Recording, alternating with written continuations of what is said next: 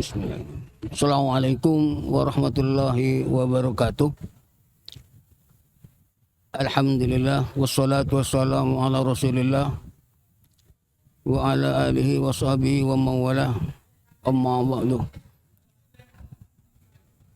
Rabbi israh li amin wa yassir li amin wahlul 'uqdatam min lisani yafqahu qawli. Amin. Allahumma amin.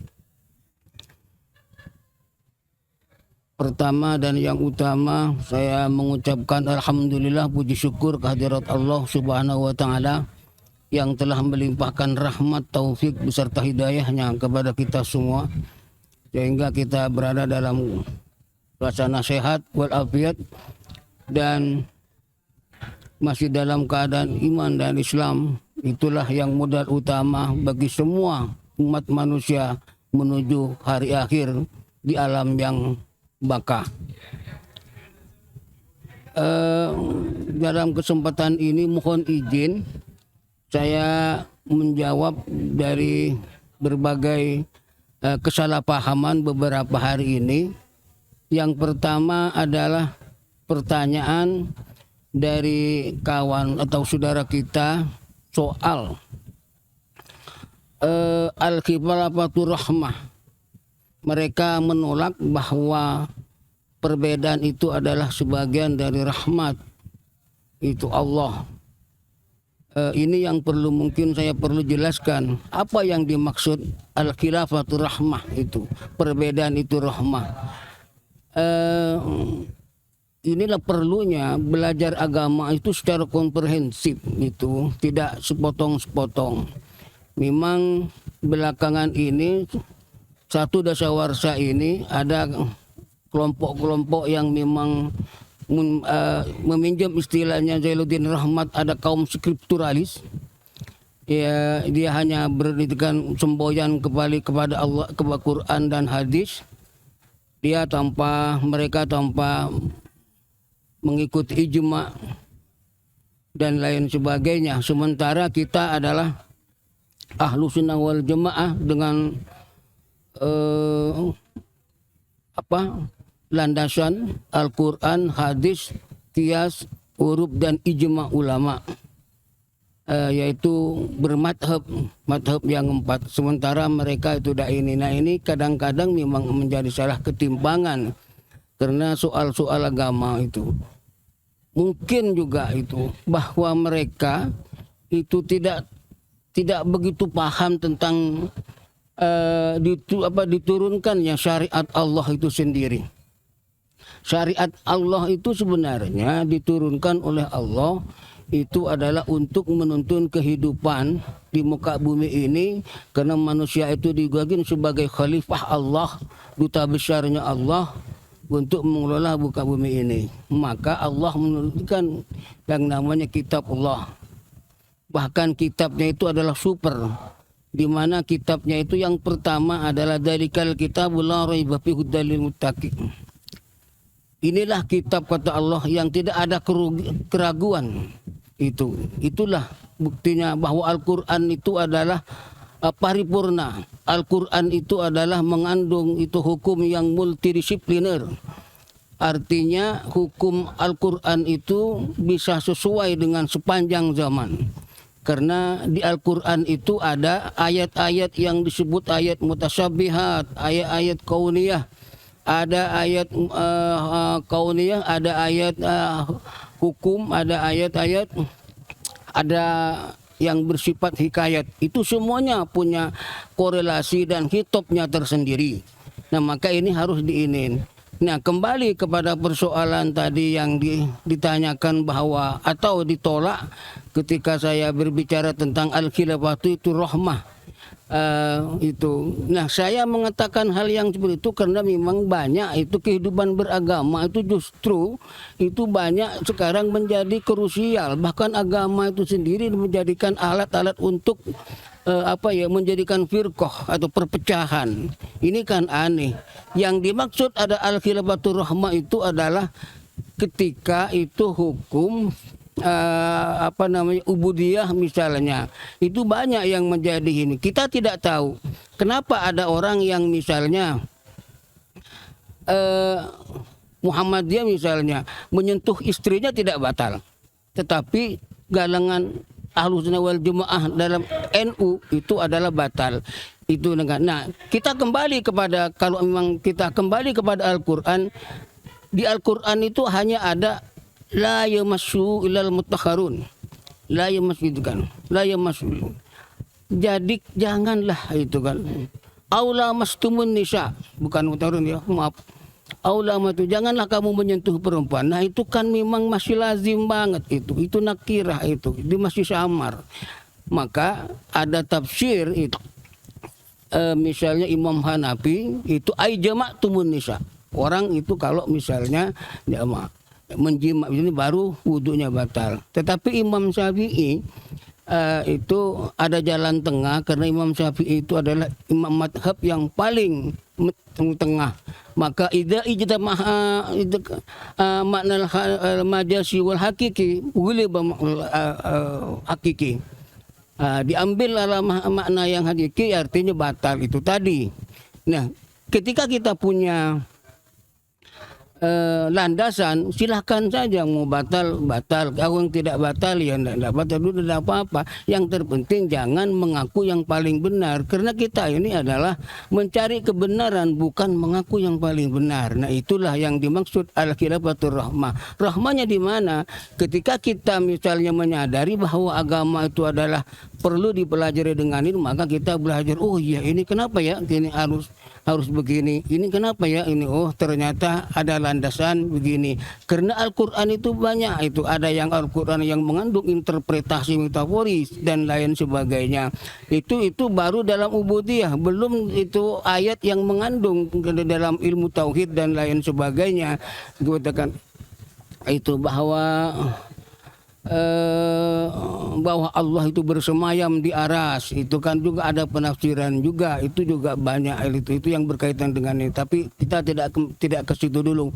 Tapi kita menjawab ya al-khilafatur rahmah. Mari kita legowo bahwa agama itu adalah bukan perusak, tetapi ini juga berdakwah. Itu kita juga itu bukan kita mentung orang, tapi bukan menakut-nakutin orang, tetapi bagaimana utu ila sabil rabbik bil hikmah maudatil hasanah.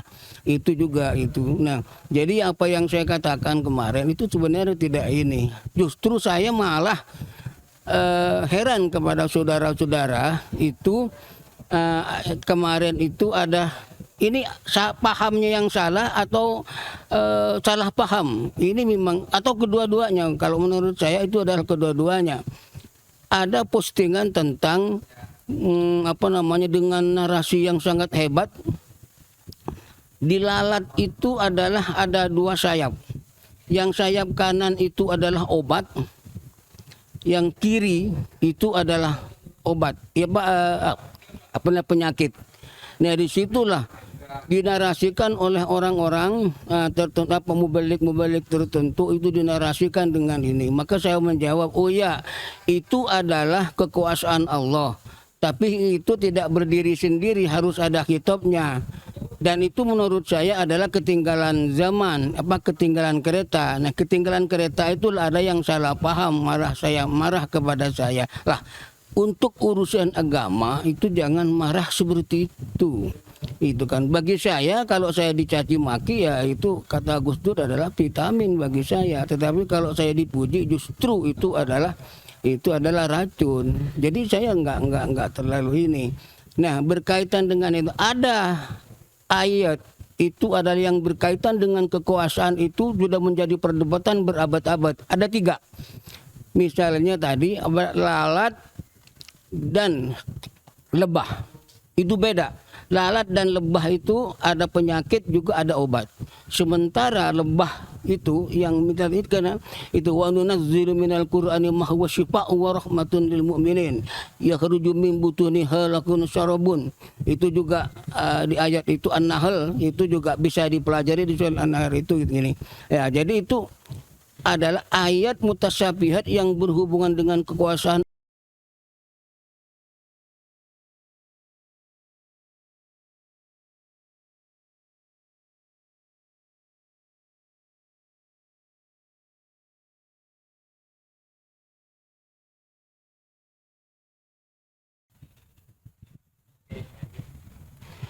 Ada di Laut Merah itu adalah ada air yang terpisah, yang tawar dengan yang asin itu adalah terpisah.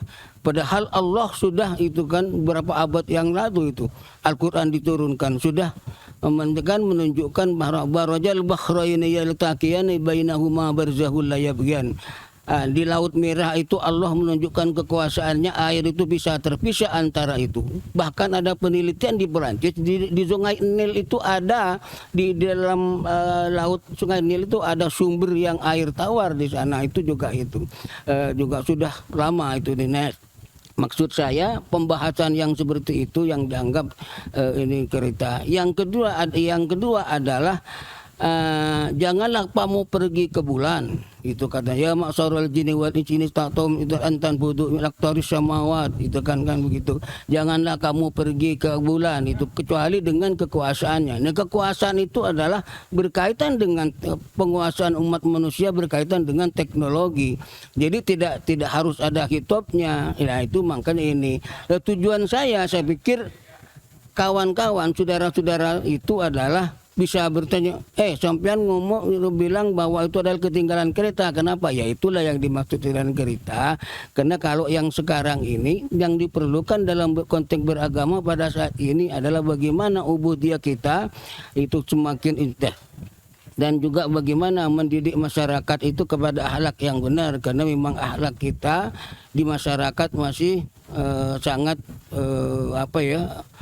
sangat pokoknya ya sampai titik nadir lah mungkin barangkali yang seperti itu ya, kita juga tahu ini kan. Nah kemudian berkaitan dengan hal itu sampai ada yang katanya itu ngomong kepada saya itu adalah kawannya setan lah. Masa iya itu kan orang itu soal agama menuduh orang kawannya setan. Setan itu soal yang gaib. Yang perlu dipahami, setan itu, iblis itu adalah dijadikan dari api. Artinya api itu tidak pernah ke bawah, melainkan itu hidupnya ke atas. Artinya itu kalau setan itu sombong sudah biasa. Jadi bukan saya yang dituduh paling benar, yang dituduh paling sombong itu bukan itu. Justru yang menuduh setan, kawan setan itulah yang harus perlu berpikir. Nah inilah yang berkaitan dengan kehidupan beragama yang ini. Mari kita belajar agama dengan ini, karena agama itu sendiri kalau misalnya ada sebuah hadis begini dalam hadis nurullah ad-din lima ta'khudu an ta'khudu ad-din. Jadi nur Allah itu, agama itu adalah nur Allah. Maka nur Allah itu di mana kita mau belajar nur Allah itu? Nah, itu sangat tergantung kalau menurut ini adalah di mana ia bergaul dan apa yang kita baca, di mana dia punya teladan, artinya pada guru atau apalah dia. Ketika gurunya itu kaum skripturalis, ya kerjanya hanya apal hadis, kullu bid'atin dhalalah, semua orang adalah bid'ah, semua perbuatan bid'ah menurut kita itu saja. Padahal soal yang itu perdebatannya menurut saya itu sudah selesai, tidak perlu itu dibahas lagi. Itulah ya, oke lah yang percaya misalnya, oke lah yang yasinan monggo, yang bertahlilan monggo, kan yang perlu maulid ya semuanya itu ada dalilnya. Dan di dalam maulid, di dalam yasinan itu adalah yang dibaca itu adalah kalimat-kalimat tauhid, kalimat Allah dan lain sebagainya. Barangkali kita perlu diinin juga. Sudah silahkan saja kan, itu tidak usah terlalu ini. Mari beragama itu gini. Hadirin yang saya hormati, jadi marilah kita dan apapun alasannya, ketika kita menemukan sesuatu itu dengan hawa nafsu, maka itu tidak baik. kata Allah apa manittakhadhu ilahahu hawa, apakah kamu mau mengambil nafsumu sebagai adalah itu kan Tuhanmu atau temanmu dan lain sebagainya. Itu Allah sudah memperingatkan kita. Tetapi kita kadang-kadang membuat topeng kebenaran orang yang dituduh seperti itu. Jangan. Mari kita ngaji bareng-bareng secara konfirmasi. Kalau tidak tahu fasalu ahlad dzikri in kuntum la ta'lamun. Ketika kita tidak paham maka tanyakanlah kepada yang ini. Ya biasa-biasa saja, tidak butuh untuk menyesatkan orang, tidak perlu menuduh orang itu begono itu kan begini, apalagi mengkafirkan ke saudaranya, nanti itu dia kafir sendiri kan. Nah seperti itu. Nah mari saudara-saudara kita ini, kemudian dalam beragama itu yang perlu kita dihayati adalah nilai agama itu adalah justru yang paling tinggi adalah nilai kemanusiaan.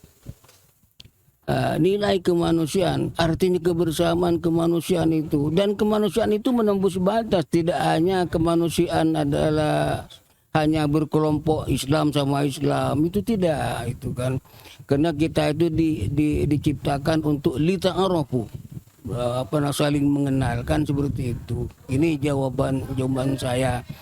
Dan mari kita biasakan ketika berdialog dengan agama itu tidak memakai emosional.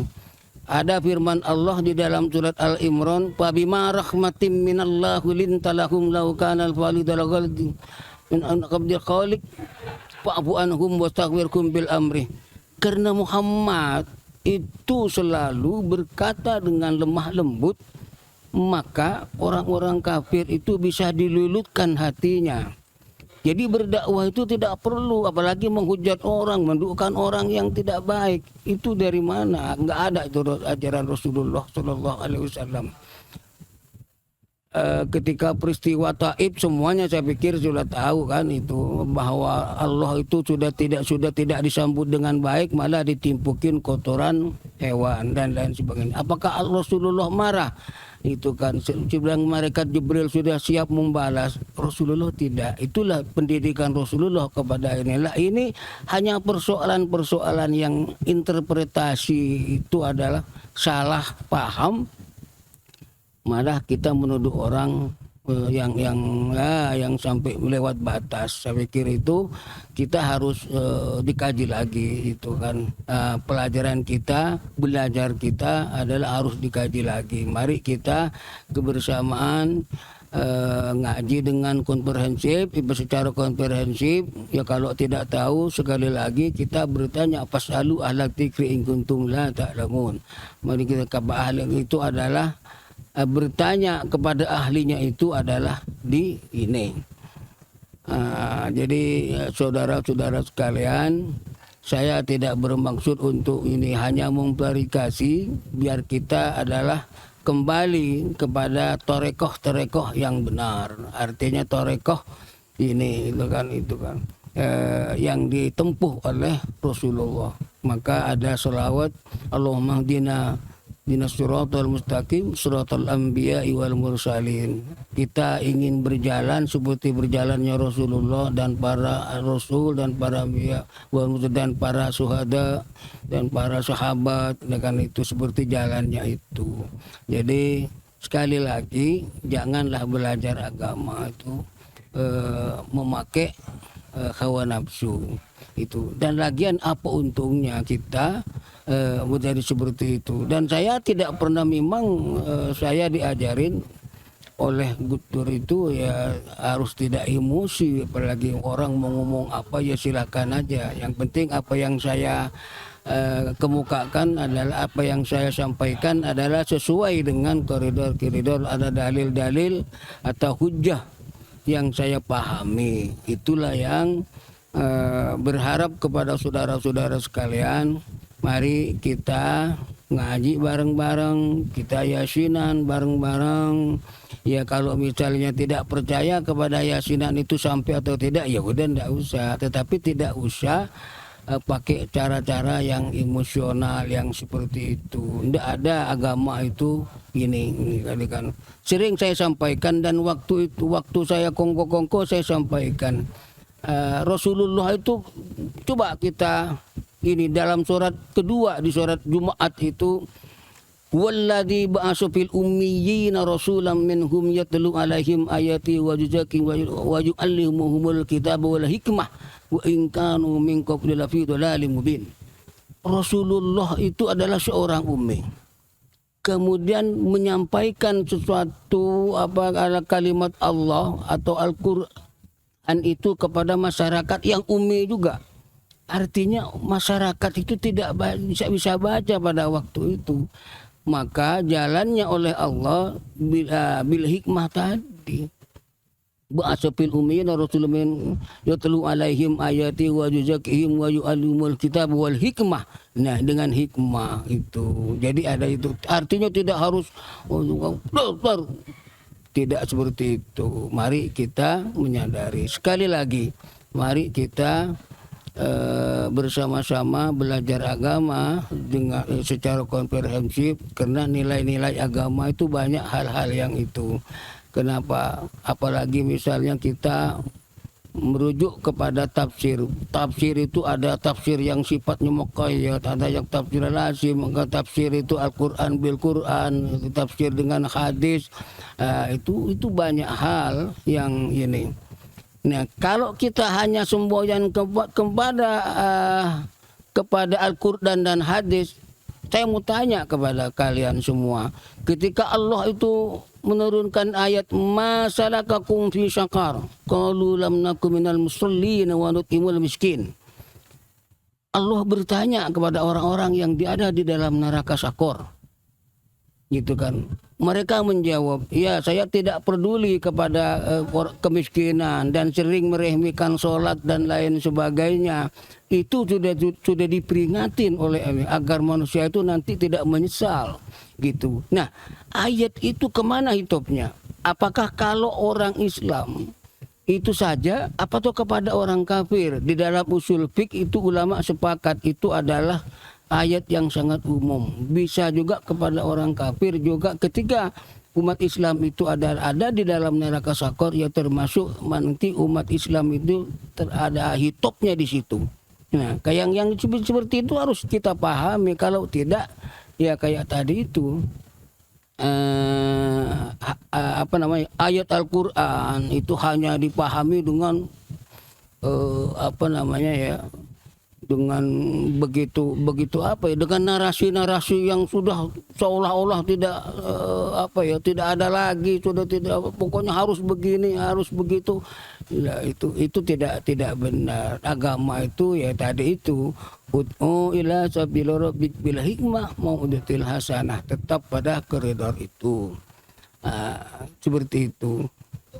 Hadirin sekalian yang saya hormati, sekali lagi saya tidak bermaksud untuk ini, cuman harus klarifikasi agar kita tidak ada saling kesalahpahaman. Tidak ada untungnya kita menuduh kawannya yang begana begono selama kita masih baca syahadat, kan seperti itu. Ya saya kawan setan itu, tapi alhamdulillah ya mohon maaf aja itu ya sebelum subuh saya masih baca tasbih itu 41, baca selawat 41, la ilaha anta subhanaka inni kuntu minadz dzalimin, itu sebelum sholat subuh harus kita baca itu 41. Ya itulah itu. Jadi ada orang yang seperti itu, tapi bukan berarti saya itu paling benar harus menjumuh orang yang tidak sholat subuh. Mereka ada yang tidak sholat subuh, tidak kurang rajin ibadahnya. Mungkin dia itu rajin sedekah, dia adalah tidak pernah berkata kotor. Jadi tidak ada ruang untuk bagi orang-orang itu yang mengaku paling benar, itu tidak ada ruang pada dasarnya. Itu maksud saya bukan ini gitu loh. Jadi apalagi yang mengaku wah itu bid'ah, ini yang paling benar, ini yang paling ini, tidak boleh. Mari sekali lagi saya mengajak kepada saudara-saudara untuk bicara agama itu secara konferensi dan ketika agama itu adalah dipelajari harus orang yang memang ahli. Kalau tidak ahli ya ini kan banyak sekarang itu orang yang baru tahu tentang itu, baca di buku, hanya baca di buku lalu dinarasikan seperti itu. Saya itu banyak, dan itu yang sebenarnya yang saya komentari. Bisa begini, bisa begitu ya, seperti yang kemarin itu saya bilang bahwa itu sudah ketinggalan kereta. Artinya narasi itu harus didudukkan kepada ayat itu, kepada ini misalnya yang tentang sayapnya lalat itu adalah yang satu obat, yang satu adalah penyakit. Harus korelasinya adalah kaitannya juga, bandingannya adalah dengan lebah yang tadi saya sebut di sebelumnya, itu lebah itu menghasilkan madu dan lain sebagainya. Maka disitulah keindahan Al-Quran. Coba kalian belajar pelajari di surat An-Nahl dan lain sebagainya, seperti itu. Kemudian juga itu tidak terkait dengan soal-soal ubudiyah, tetapi itu adalah kekuasaan Allah. Ya, yang seperti yang saya bacakan tadi, marajal bahraini yaltaqiyani bainahuma barzakhul la yabghiyan. Sama dengan yang tadi itu. Artinya ayat itu menunjukkan kekuasaan Allah.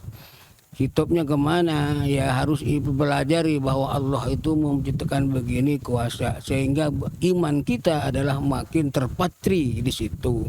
Itu tujuannya. Kemudian ketika kita sibuk dengan pesawat, kita dengan ke langit dan lain sebagainya, bahwa kita dilarang untuk pergi ke bulan. Tapi kata Allah, silahkan pergi kalau kamu kuasa. Kuasa itu kan diciptakan semua orang, semua ulama adalah soal teknologi.